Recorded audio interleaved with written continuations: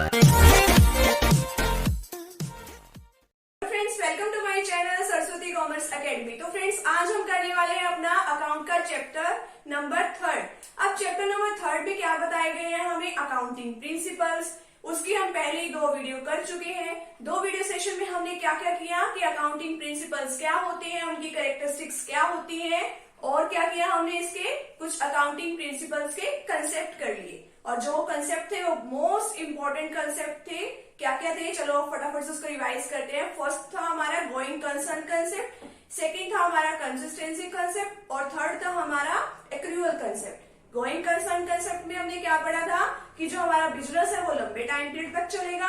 Consistency concept में क्या था, जो भी मेथड हम अडॉप्ट करेंगे उसको हम बहुत सालों तक उसी मेथड को रखेंगे, अदरवाइज जो हमारी प्रॉफिटेबिलिटी है उसके ऊपर सीधा इफेक्ट जाएगा। और एक्रूअल कंसेप्ट में क्या था कि ये कैश के ऊपर बेस्ड नहीं होता है। ठीक है, जब भी हमारी रिवेन्यू होती है तो हमको उसी टाइम रिकॉर्ड करना है। ठीक है, और जो हमारे एक्सपेंसेस होते हैं तो उसको हमने उसी अकाउंटिंग ईयर में हमने उसको रिकॉर्ड करना है। तो हमने अपनी पिछली वीडियो में यही सीखा था। तो आगे कुछ अदर कंसेप्ट थे, ठीक है, जिसके बारे में आज हमें डिस्कस करना है। आज जो इसके कंसेप्ट है यानी कि जो इसकी अजम्पशंस है वो खत्म हो जाएंगी। नेक्स्ट वीडियो सेशन में हम करेंगे इसकी कन्वेंशन क्या है। तो फ्रेंड्स, अगर आप चैनल पर न्यू है तो चैनल को प्लीज सब्सक्राइब कर दीजिए, वीडियो को लाइक कर दीजिए और अपने फ्रेंड सर्कल में इस वीडियो को जरूर शेयर कीजिएगा। ठीक है, ताकि उनकी भी हेल्प हो। तो फर्स्ट स्टार्ट करते हैं। फर्स्ट क्या है हमारा business entity concept. Business entity concept में हमें क्या बताया गया है, बिजनेस एंटिटी कंसेप्ट में हमें बताया गया है कि business is treated as a unit separate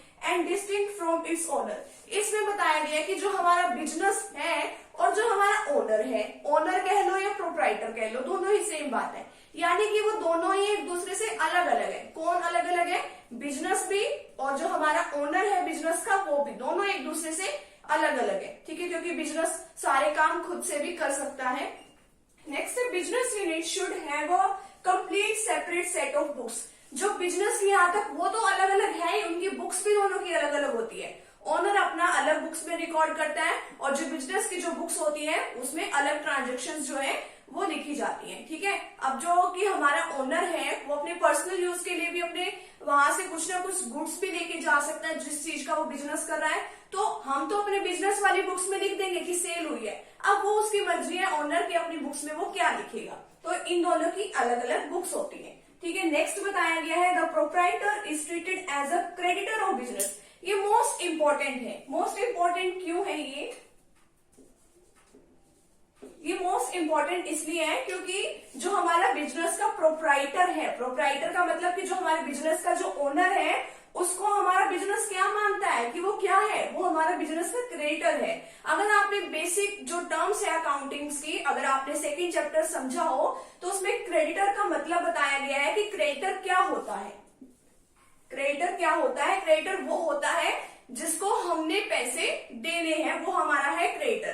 तो यानी कि जो हमारा ओनर है उसने बिजनेस में अपने पैसे लगाए हुए हैं। ठीक है, तो बिजनेस उसको कभी ना कभी जरूर वापस करेगा। तो वो उसको क्या मानता है अपना क्रेडिटर कि उसने अपने फंड्स लगाए हुए हैं। वो तो एक ही बात है कि बिजनेस का ओनर लगाए या कहीं बाहर से लेके लगाए। ठीक है, तो इसलिए उसको क्रेडिटर माना जाता है। अब देखो कि जो कैपिटल उसने इन्वेस्ट करी है, जो भी कैपिटल प्रोप्राइटर ने इन्वेस्ट करी है उसको लायबिलिटी माना जाता है। ठीक है, लायबिलिटी एक तरीके की रिस्पॉन्सिबिलिटी है और जो हमारा प्रोप्राइटर है उसको हम क्रेडिटर ट्रीट करते हैं। तो चलो फटाफट से इसको रिवाइज करते हैं बिजनेस एंटिटी कंसेप्ट को, कि जो बिजनेस एंटिटी कंसेप्ट में बताया गया है कि जो बिजनेस का जो प्रोप्राइटर है और जो बिजनेस है वो दोनों ही अलग अलग हैं। ठीक है, और दोनों की यहाँ तक की बुक्स भी अलग अलग होती है, दोनों अलग अलग बुक्स मेंटेन करते हैं। और जो बिजनेस का जो प्रोप्राइटर है उसको बिजनेस क्या ट्रीट करता है कि वो बिजनेस का क्या है, क्रेडिटर है। क्रेडिटर का मतलब क्या होता है, जिसको बिजनेस ने पैसे देने हैं।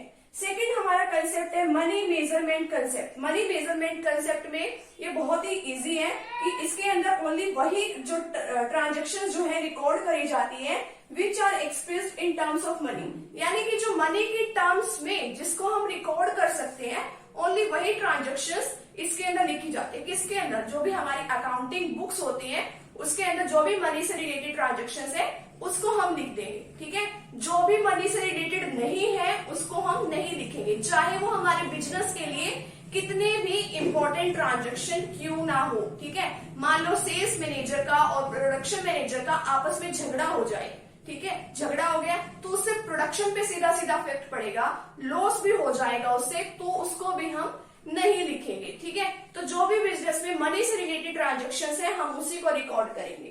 थर्ड है हमारे पास accounting period concept. Accounting period concept ये मैंने आपको पहले बता रखा है कि एक होता है आपका कैलेंडर ईयर और एक होता है आपका अकाउंटिंग ईयर। ठीक है, कैलेंडर ईयर कौन सा होता है, जो आपके कैलेंडर में होता है, जो आपका 1 जनवरी से स्टार्ट होता है और 31 दिसंबर को जाके खत्म हो जाता है। जो आपका अकाउंटिंग पीरियड है, जो आपके अकाउंट्स की बुक्स के अकॉर्डिंग जिसके अकॉर्डिंग चलती है, वो होता है आपका 1 अप्रैल से स्टार्ट होता है और 31 मार्च को जाके वो खत्म होता है। ठीक है, अब देखो बिजनेस कंटिन्यू तो रहता है लंबे टाइम पीरियड तक। आपने गोइंग कंसर्न कंसेप्ट में पढ़ा होगा कि जो हमारा बिजनेस है वो बहुत लंबे टाइम तक चलेगा। अब जो लंबे टाइम पीरियड तक चलेगा तो उसकी क्या प्रॉफिट एंड लॉस हम निकाल लेंगे ना कभी भी। उसको हम अगर उसकी सही पोजीशन हमें पता लगती है लास्ट में जब आप बिजनेस को बंद कर देते हो। वाउंड अप का मतलब है कि जब आपने बिजनेस को पूरी तरीके से बंद कर दिया तो आपको उसकी बिजनेस की सही फाइनेंशियल पोजीशन का पता चलेगा या प्रॉफिट एंड लॉस का पता चलेगा।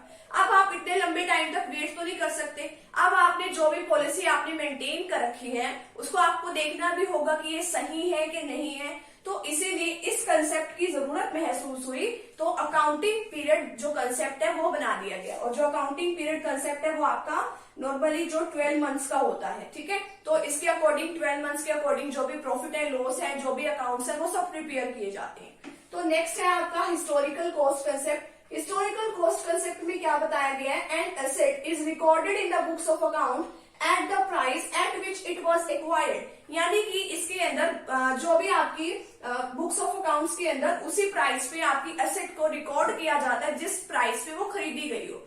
एसेट्स क्या होती हैं, आपकी संपत्तियां होती हैं। ठीक है, जिसको आप बैलेंस शीट में लिखते हो। आपकी फिक्स्ड एसेट्स भी होती है, आपकी करंट एसेट्स भी होती है, जिसके बारे में आप डिटेल में आगे डिस्कस भी करेंगे। ठीक है, अब मान लो जितने प्राइस पे आपने खरीदी उसी पे आपको रिकॉर्ड करना है। मान लो आपने एक बिल्डिंग को परचेज किया, बिल्डिंग को परचेज कर किया आपने 20 लाख रुपीज में आपने उसको परचेज कर लिया। अब क्या बिल्डिंग की वैल्यू जो है वो आगे आने वाले 10 सालों में भी क्या 20 लाख रुपए ही रहने वाली है, क्या इससे ज्यादा नहीं बढ़ेगी वो, या इससे ज्यादा कम नहीं होगी। ठीक है, तो इसी तरीके से हमारे पास और भी एसेट्स होती है जिसकी वैल्यू अप एंड डाउन होती रहती है। तो ये कंसेप्ट तो कहता है कि जो हिस्टोरिकल है यानी कि जो बुक वैल्यू है उसी को कंसीडर करो, मार्केट वैल्यू को कंसीडर ना करो। ठीक है भाई, 20 लाख की 20 लाख की एंट्री हम आगे भी करते रहेंगे। नेक्स्ट हमारे पास ड्यूअल एक्सपेक्ट कंसेप्ट। इस ट्रांजेक्शन में क्या बताया गया कि every transaction affect at least 2 accounts. यानी कि हमारे पास जितनी भी ट्रांजेक्शन्स होती हैं वो 2 तरीके के अकाउंट्स पे अफेक्ट डालती हैं। ठीक है, एक अकाउंट तो हमारा डेबिट होता है। ठीक है, कोई भी ट्रांजेक्शन अगर करते हैं, और एक अकाउंट हमारा क्या होता है, क्रेडिट हो जाता है। ठीक है, तो इसके एक एग्जांपल भी ले सकते हो। जो भी आपके पेरेंट्स जो हैं आपको अगर पॉकेट मनी देते हैं तो वो आपके लिए तो क्या है, इनकम है, बट आपके पेरेंट्स के लिए वो क्या है, वो एक्सपेंस है, यानी कि वो आपके पेरेंट्स के लिए खर्चा है। तो इससे भी 2 अकाउंट अफेक्ट हुए हैं। ठीक है, तो इसी तरीके से हमारे जो भी ट्रांजेक्शन करते हैं तो उससे भी 2 अकाउंट जो है हमारे अफेक्ट होते हैं। तो जो सिस्टम है ऑफ रिकॉर्डिंग ट्रांजेक्शन का उसको हम क्या बोलते हैं, डबल एंट्री सिस्टम के प्रिंसिपल पर ये बेस्ड होता है। ठीक है, नेक्स्ट है हमारे पास मैचिंग कंसेप्ट। मैचिंग कंसेप्ट में हमारे पास क्या बताया गया है, in determining the net profit from business operation, की नेट प्रॉफिट हमें बिजनेस ऑपरेशन से कितना हुआ है, all cost which are applicable to revenue, all costs which are applicable to revenue of the period should be charged against that revenue। यानी कि इसके अंदर क्या बताया गया है कि जो भी आप रिवेन्यू करते हो, रिवेन्यू क्या, अगर आप मान लो कोई भी गुड्स या कोई भी सर्विसेज प्रोवाइड करते हो तो उससे जो भी आपको इनकम जनरेट होती है तो उसको आप क्या बोलते हो, रिवेन्यू बोलते हो। ठीक है, तो रिवेन्यू को अर्न करने में आपकी कुछ ना कुछ तो कॉस्ट आई होगी ना, तो उस कॉस्ट को आप कहां से कवर करोगे, उस रिवेन्यू में से ही कवर करोगे, यानी कि उस इनकम में से ही कवर करोगे। तो इसके लिए एक एग्जांपल लेते हैं। मान लो आपके पास कहीं से 10,000 रुपीज आए, आपने कहीं से इनकम जनरेट करी। ठीक है, बट उस इनकम को जनरेट करने में आपने मान लो 8,000 रुपीज जो है वो खर्च कर दिए। ठीक है, 8,000 रुपीज आप खर्च कर चुके हो, तो जो आपको बाकी कितने बचे, 2,000 रुपीज बचे, तो वो आपके 2,000 रुपीज जो है वो आपकी क्या होगी, इनकम हो गई। ठीक है, बट जो आपको कॉस्ट जो है वो आपको कहां से कवर करनी है, वो उसी खर्चे में से, मतलब उसी रिवेन्यू में से ही आपको कवर करनी है। तो आपको नेट प्रॉफिट कितने का हुआ है, 2,000 रुपीज का हुआ है। नेक्स्ट है हमारे पास revenue realization concept. Revenue realization concept क्या बताता है कि हमें रिवेन्यू कब माननी चाहिए कि हमारी रिवेन्यू जो है वो कब हुई है। कोई भी चीज अगर हम सेल करते हैं तो हमारी रिवेन्यू हो जाती है, बट हमें देखना है कि हमारी रिवेन्यू जो है कब हुई है। ठीक है, अब आपने कोई चीज सेल तो कर दी, बट आप देखो आपको चाहे कैश मिली है या नहीं मिली है। अगर बाय चांस आपने सेल कर दी, आपने कोई भी गुड्स किसी और को दे दी, बट अभी तक आपको कैश नहीं मिली है, ठीक है, अभी तक आपको कैश नहीं मिली है, क्या आप उसको रिवेन्यू लिखोगे कि ये रिवेन्यू है? हाँ, उसको लिखोगे। क्यों? क्योंकि आपने जो है वो गुड्स जो है उस पर्सन को ट्रांसफर कर दी। आपने गुड्स की जो ओनरशिप है एक पर्सन से दूसरे पर्सन के पास चली गई। ठीक है, अब वो लीगली क्या हो गया, बाउंड हो गया वो पर्सन की, वो आपके पैसे उसको देगा ही देगा। ठीक है, इसकी एक एग्जांपल भी है। मान लो 1 जनवरी को आपके पास ऑर्डर आया कहीं से, ठीक है, आपने 20 जनवरी को क्या कर दी, सप्लाई कर दी। तो जिस डेट को भी आप सप्लाई करते हो उसी दिन से आपकी रिवेन्यू हो जाती है। ठीक है, और 1 अप्रैल को आपके पास कैश आई, तो अब आप क्या मानोगे कि आपकी जो कैश है यानी कि जो आपकी रिवेन्यू है वो किस डेट को है, 1 अप्रैल को? नहीं, वो आपकी 20 जनवरी को हो जाएगी। क्यों? क्योंकि आपने गुड्स की आप सप्लाई कर चुके हो। ठीक है, revenue is deemed to be realised when the ownership of goods has been transferred to the purchase when he has legally become liable। यानी कि वो जब भी आप उसकी गुड्स की जो ओनरशिप है ट्रांसफर कर चुके होते हो तो वो लीगली वो दूसरा पर्सन भी बाउंड हो जाता है आपकी पेमेंट को करने के लिए। अगर कोई पर्सन एडवांस में पेमेंट कर देता है और अभी तक आपने क्या नहीं करी, अभी तक आपने गुड्स की डिलीवरी नहीं करी उस पर्सन तक, तो उसको आप रिवेन्यू कंसीडर नहीं करोगे। क्यों? क्योंकि आपने अभी तक उसको क्या नहीं दिया है, गुड्स नहीं दिए।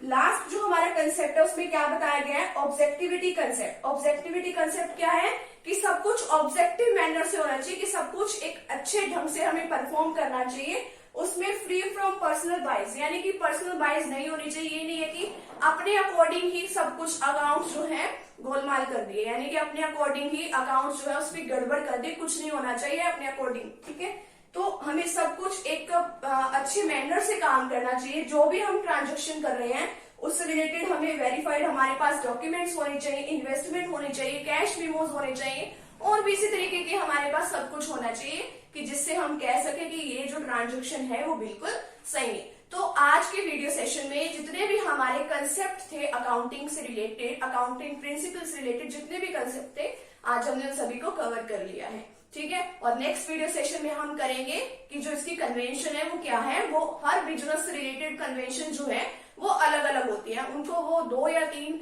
ही है हमारी कन्वेंशन, उसको हम नेक्स्ट वीडियो लेक्चर में हम उसको कवर कर लेंगे। तो उम्मीद है आप सभी को ये वीडियो बहुत अच्छी लगी होगी। तो फ्रेंड्स, अगर आप चैनल पर न्यू है तो चैनल को प्लीज सब्सक्राइब कर दीजिए, वीडियो को लाइक कर दीजिए, बेल आइकन को प्रेस जरूर कर दीजिएगा ताकि आपको आगे आने वाली वीडियोस का नोटिफिकेशन मिलता रहे। तो मिलते हैं नेक्स्ट टॉपिक के साथ एंड नेक्स्ट वीडियो के साथ। Thank you very much.